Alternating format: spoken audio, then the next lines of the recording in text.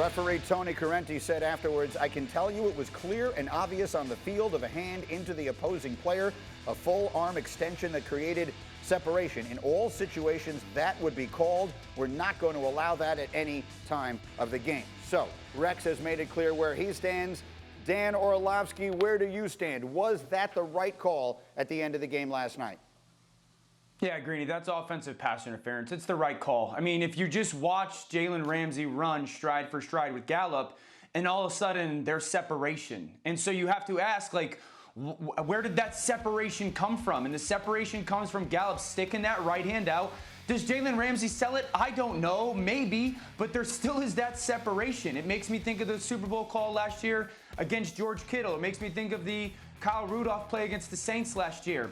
Once that separation happens, those refs got to ask, why did it happen? And it happened because of that stiff arm. So that is the right call there, and that's coming from an offensive guy. That's OPI.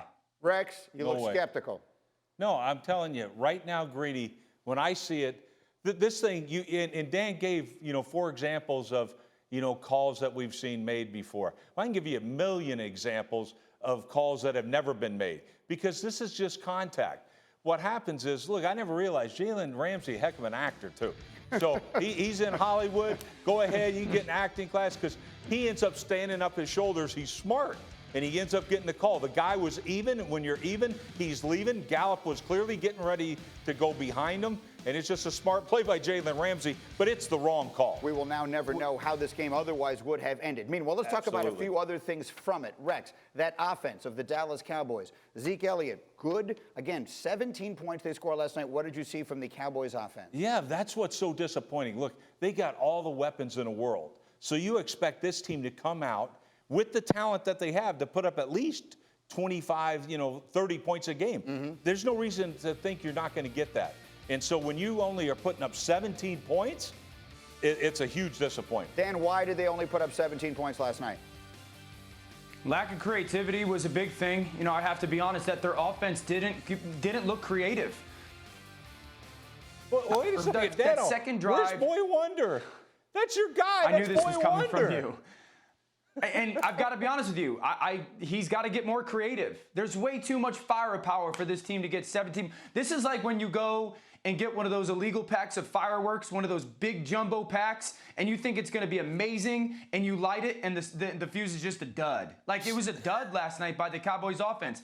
And I know we're all going to talk about the Cowboys defense. They gave up 20 points on the road and still lost. You're way too explosive and way too talented. You did not draft CeeDee Lamb in the first round at 17 to score 17 points. So they got to get way more creative on offense. And I'd say this, don't finish the game 0 for 7 on third down. Don't finish the game 0 for 7 on third down.